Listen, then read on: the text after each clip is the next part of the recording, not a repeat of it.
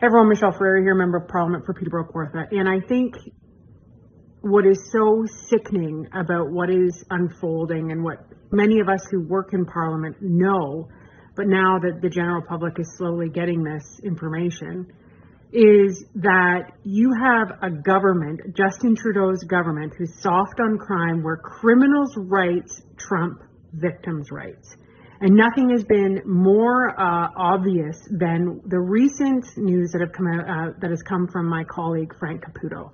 Frank Caputo is a former Crown Attorney, federal parole officer, and he went to see the conditions in which Paul Bernardo was living because he wanted to see for himself, because he was transferred in the dead of night without telling victims' families what had happened. Okay, and he was transferred from maximum security to medium security, and people said, oh, who cares, what does it matter, he's still in prison, what's the big deal?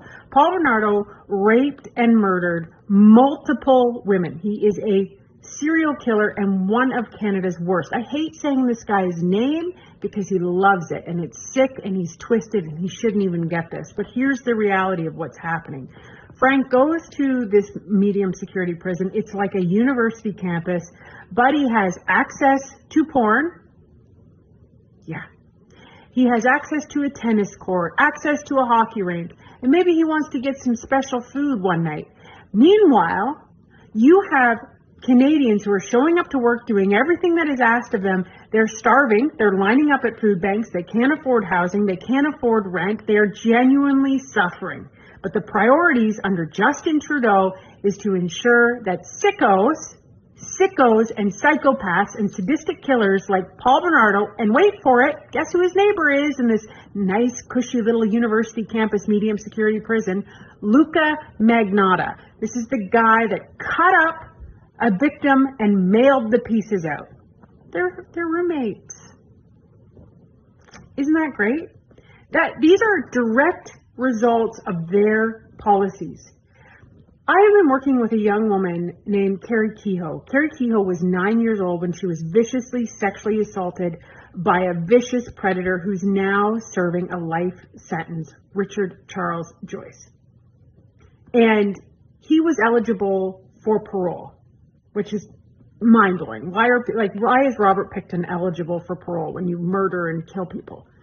Carrie went to the hearing. And do you know the federal parole officers there were like, she said, can I have my family come in for support? No, you don't get that.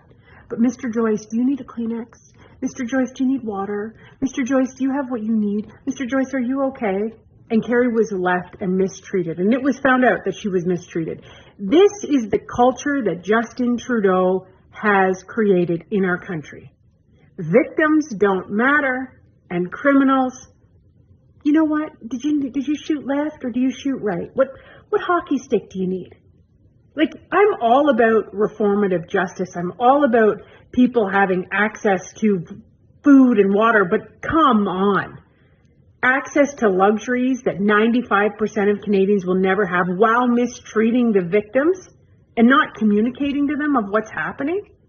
If this doesn't make you say, oh my gosh, like on top of the ethics violations, on top of the inability to manage funds, on top of the inability to manage a country, if anything, if you're not political, pay attention to this, because this is absolutely twisted.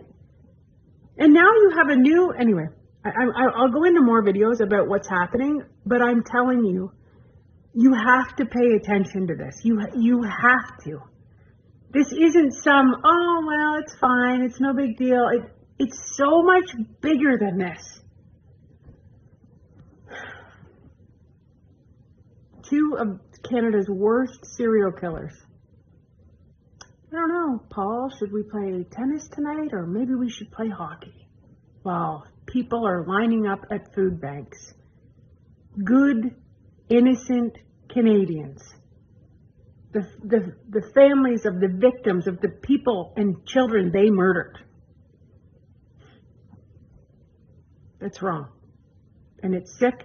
And when Conservatives form government, we will reform this justice system that is so broken that prioritizes criminals' rights over victims' rights. And we will ensure that victims come first.